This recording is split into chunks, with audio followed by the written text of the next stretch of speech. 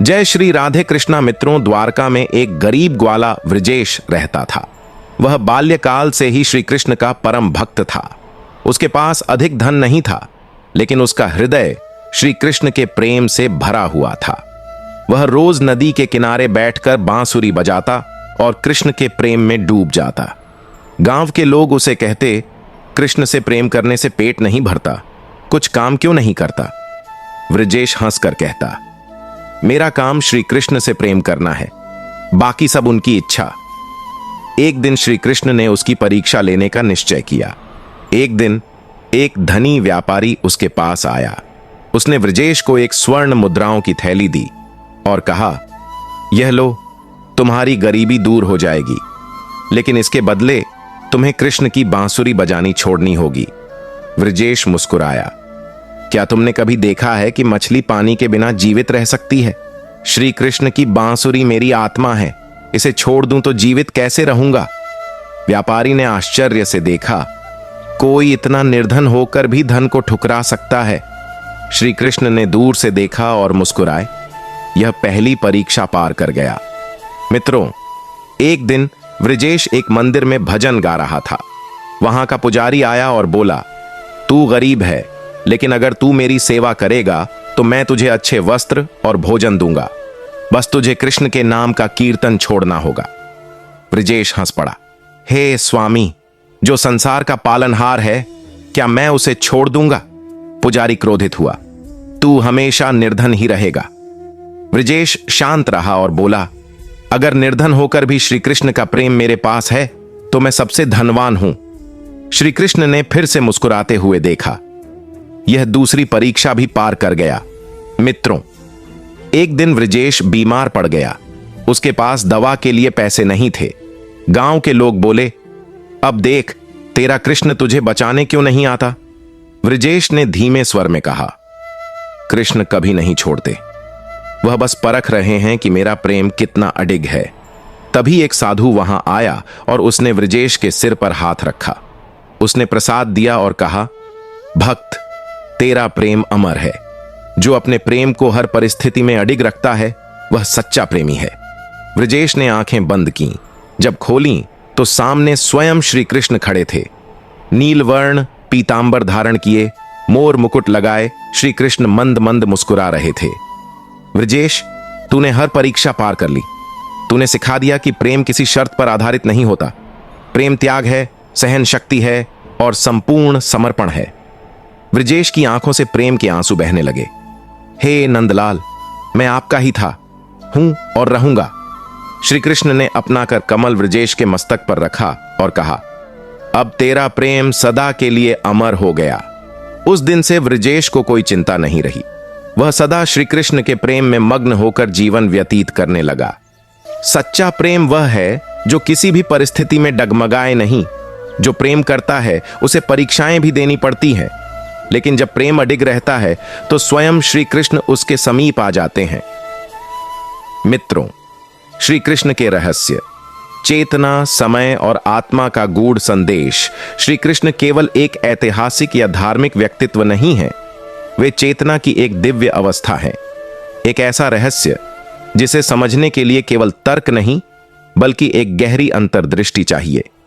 उनकी वाणी में केवल धर्म का उपदेश नहीं, बल्कि अस्तित्व का रहस्य छिपा हुआ है। आज हम उनके कुछ सबसे गूढ़ विचारों की व्याख्या करेंगे, जो हमें समय, आत्मा और वास्तविकता की सीमाओं से परे ले जाते हैं। मैं काल हूं, परंतु काल मेरा नहीं। जब अर्जुन कुरुक्षेत्र में युद्ध से विचलित होते हैं, तब श्री कृष्ण अपने विराट रूप में प्रकट होकर कहते हैं, मैं ही काल हूं, जो संपूर्ण सृष्टि को अपने प्रवाह में ले जाता है। यह केवल विनाश का प्रतीक नहीं, बल्कि एक गहरी चेतना का संकेत है। काल सब कुछ बदल देता है, परंतु कृष्ण स्वयं काल के बंधन से मुक्त हैं। जो भी समय के प्रवाह में खो जाता है, वह भयभीत होता है। जो समय को एक साधन के रूप में देखता है, वह उसे नियंत्रित कर सकता है। श्री कृष्ण हमें यह सिखाते हैं कि जो काल की सीमा से परे देख सकता है, वही सच्ची स्वतंत्रता प्राप्त कर सकता है। जीवन और मृत्यु के पार का सत्य श्री कृष्ण कहते हैं कि आत्मा न तो जन्म लेती है और न ही मरती है। परंतु क्या हम इसे केवल धार्मिक दृष्टि से देखें या इसके पीछे कोई और गहरा रहस्य छुपा है? आत्मा का अस्तित्व केवल शरीर तक सीमित नहीं है।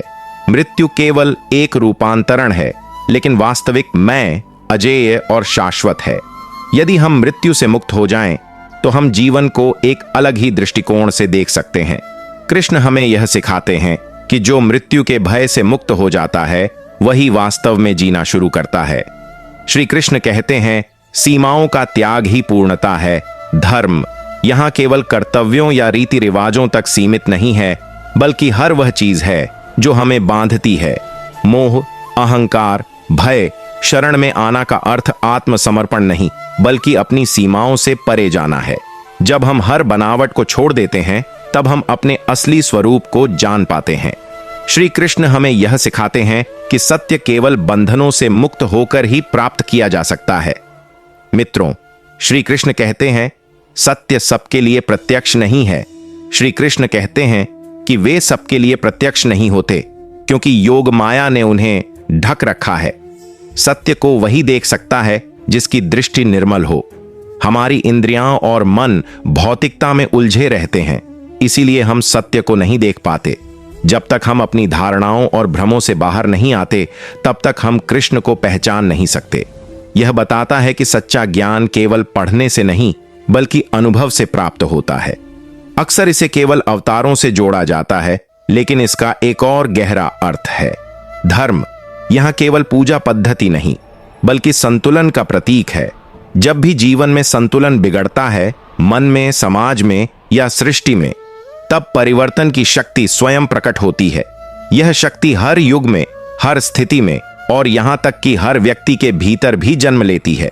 इसका अर्थ यह भी है कि जब भी आपके भीतर असत्य हावी होगा, तब कोई न कोई चेतना उसे संतुलित करने के लिए प्रकट होगी।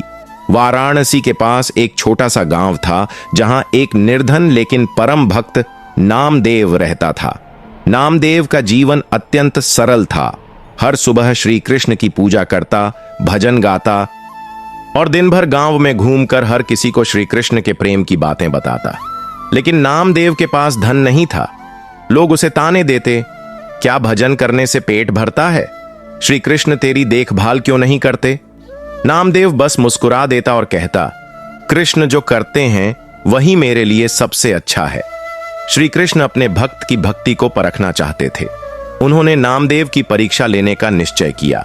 एक दिन नामदेव बहुत भूखा था।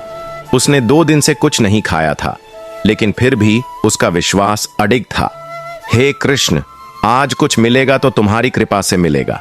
तभी गांव के सबसे धनी व्यक्ति का नौकर आया। उसने नामदेव से कहा, हमारे स्वामी ने तुम्हें भोजन के लिए बुलाया है। नामदेव प्रसन्न हुआ। वाह कृष्ण, यह तुम्हारी कृपा है। वह उस धनवान के घर पहुंचा, लेकिन वहां जाकर उसे पता चला कि उसे भोजन नहीं, बल्कि खेतों में काम करने के लिए बुलाया गया था। गांव के लोग हंसने लगे। देखो, यह भक्त अब खेत में काम करेगा। नामदेव मुस्कुराया। अगर श्री कृष्ण ने मुझे यह सेवा दी है तो यही सही है।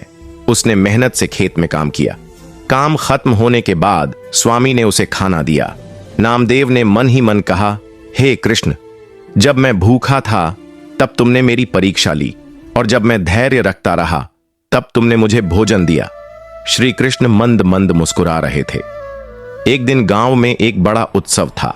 सभी लोग नए वस्त्र पहनकर मंदिर जा रहे थे।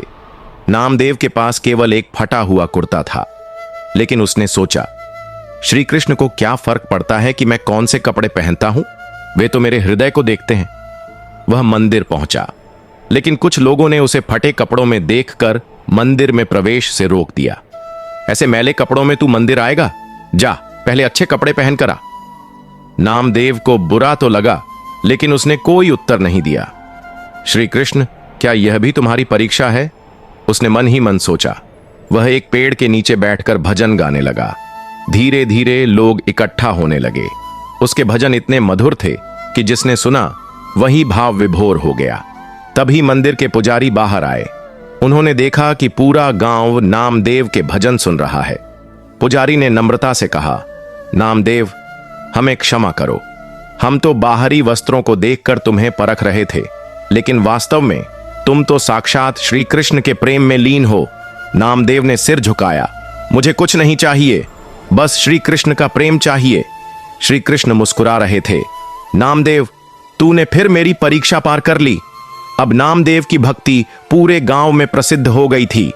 लोग उसे सम्मान देने लगे, लेकिन श्री कृष्ण अभी अंतिम परीक्षा लेना चाहते थे। एक दिन एक व्यापारी आया और बोला, नामदेव, मैं तुम्हें बहुत धन देना चाहता हूं, तुम मेरे घर के पुजारी बन जाओ। नामदेव हंस पड़ा। धन से क्या होगा, मेरे पास पहले से ही श्री कृष्ण हैं। व्यापारी ने कहा, कम से कम यह सोने की माला तो रख लो। नामदेव ने सोचा, अगर यह कृष्ण के लिए है तो मैं इसे लूंगा। लेकिन उसी रात जब नामदेव सोया हुआ था, उसे स्वप्न आया। श्री कृष्ण ने उससे कहा, नामदेव, क्या तुझे अब मेरे प्रेम के बदले सोने की माला चाहिए? नामदेव घबरा गया। नहीं प्रभु, मुझे तो केवल आपका प्रेम चाहिए। सुबह होते ही उसने वह माला दान कर दी और फिर से भजन गाने लगा। अब श्री कृष्ण स्वयं उसके सामने प्रकट हुए। नामदेव ने अपनी आंखें खोली। श्री कृष्ण उसके सामने खड़े थे। नील वर्ण, पीले वस्त्र, मोर मुकुट, मधुर मुस्कान। नामदेव, तूने हर परीक्षा पार कर ली। अब से तुझे कभी किसी चीज की कमी नहीं होगी। तेरा हृदय मेरे प्रेम से भर जाएगा। नामदेव की आंखों से आंसू बहने लगे। हे प्रभु, मुझे धन, मान, सम्मान कुछ नहीं चाहिए, बस मैं हमेशा आपकी शरण में रहूं। श्री कृष्ण ने अपना दिव्य स्पर्श दिया और उसी क्षण नामदेव का हृदय आनंद से भर गया। जब कोई सच्ची भक्ति करता है तो श्री कृष्ण उसे बार बार परखते हैं। कभी कभी कठिनाइयां केवल हमारे धैर्य की परीक्षा होती है। सच्चा भक्त वह है जो हर परिस्थिति में श्री कृष्ण की इच्छा को स्वीकार कर ले। जब भक्त परीक्षा में सफल हो जाता है, तब स्वयं श्री कृष्ण उसे दर्शन देते हैं। अब सवाल यह है, क्या आप भी नामदेव की तरह हर परिस्थिति में श्री कृष्ण की शरण में रह सकते हैं? मित्रों, आपको श्री कृष्ण के विचार कैसे लगे, हमें कमेंट बॉक्स में कमेंट कर बताएं। अब आपको हम एक और कहानी की ओर लेकर चलते हैं। मित्रों, गोकुल में एक नन्हा बालक रहता था। नाम था माधव। उसकी आंखों में चमक थी, लेकिन हृदय में बेचैनी। वह हमेशा सोचता, मैं कैसे जानूं कि श्री कृष्ण मेरे साथ हैं? क्या वे सचमुच मेरी चिंता करते हैं? दोस्तों, एक दिन गांव में भारी बारिश हुई। खेतों में पानी भर गया, लोग परेशान हो गए। माधव भी चिंतित था। उसने अपने दादाजी से पूछा, दादाजी, क्या श्री कृष्ण हमारी मदद नहीं करेंगे? दादाजी मुस्कुराए। बेटा, श्री कृष्ण हमेशा हमारी मदद करते हैं, लेकिन क्या हम उन्हें पुकारते हैं? माधव ने पहली बार अपने छोटे से मन में सच्चे भाव से कृष्ण को पुकारा।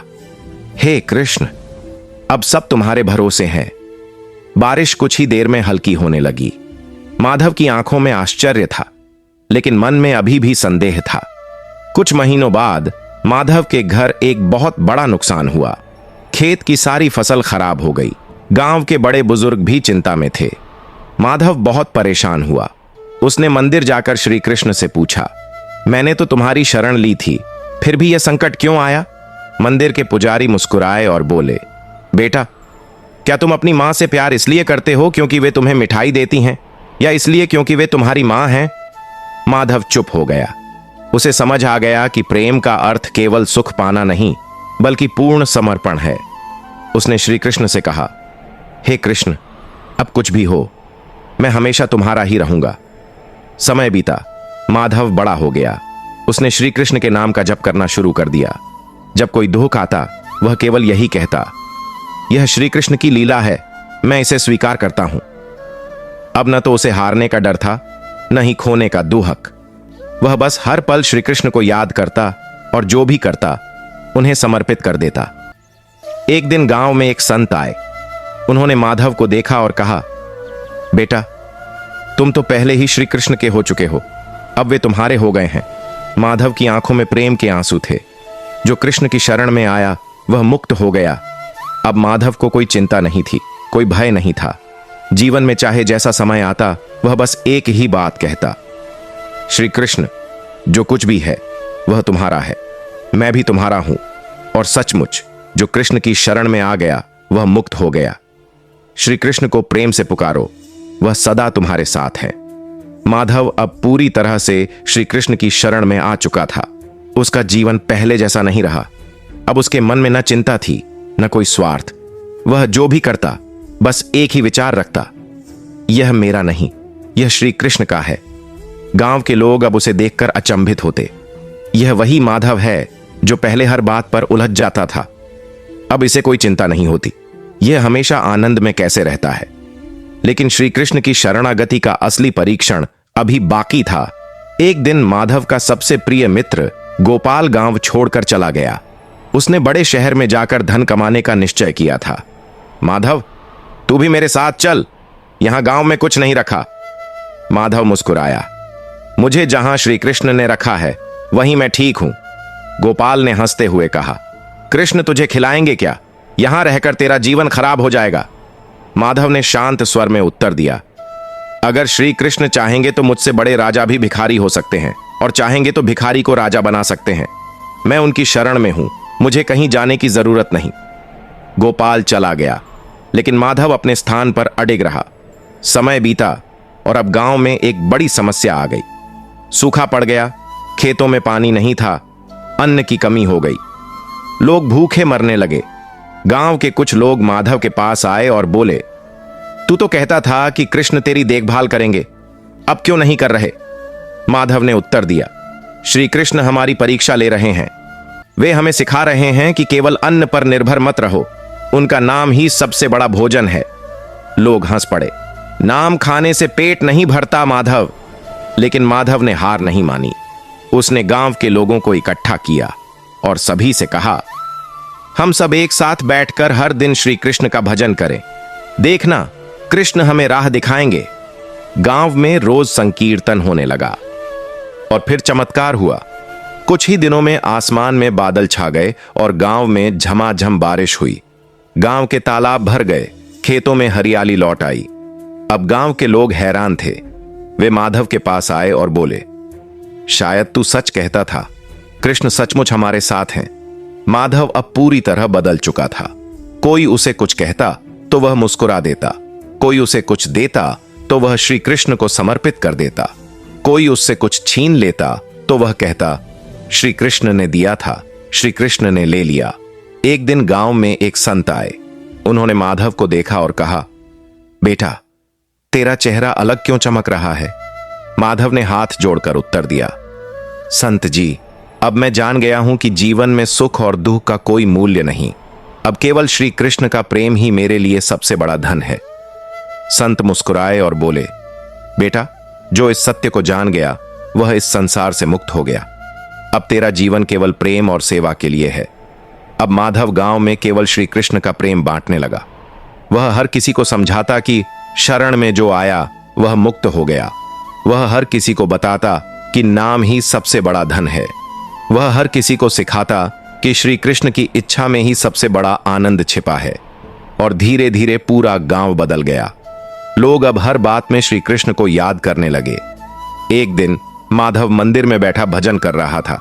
उसकी आंखें बंद थीं और वह बस प्रेम से गा रहा था, श्री कृष्ण, अब मुझे कुछ नहीं चाहिए, बस तुम मुझे अपने चरणों में रख लो। तभी एक मधुर आवाज आई, माधव, तू तो पहले ही मेरा हो चुका है। माधव ने आंखें खोली। उसके सामने स्वयं श्री कृष्ण खड़े थे, नीलवर्ण पीतांबर धारण किए हुए, मोर मुकुट लगाए, मधुर मुस्कान के साथ। माधव की आंखों में आंसू थे। उसने हाथ जोड़कर कहा, हे प्रभु, क्या मैं आपके योग्य हूं? श्री कृष्ण ने मुस्कुराकर कहा, जो मेरी शरण में आया वह हमेशा से मेरा था, मेरा है और मेरा ही रहेगा। और उस दिन माधव को पूर्ण सत्य का अनुभव हुआ। अब वह किसी और संसार में था, केवल श्री कृष्ण के प्रेम में डूबा हुआ। जो श्री कृष्ण की शरण में आ जाता है उसके जीवन में कुछ भी असंभव नहीं होता। कठिनाइयां भी आनंद में बदल जाती हैं और अंत में श्री कृष्ण स्वयं उसे अपना बना लेते हैं। मित्रों, इस वीडियो मैं आज बस यही तक आपको हमारा यह छोटा सा कृष्ण वाणी का प्रयास कैसा लगा हमें जरूर बताएं। साथ ही हमारे चैनल को सब्सक्राइब जरूर करें और वीडियो को लाइक शेयर जरूर करें। आप सभी मित्रों का यहां तक साथ देने के लिए दिल से धन्यवाद। अब हम आपसे विदा लेते हैं। जय श्री राधे कृष्णा मित्रों।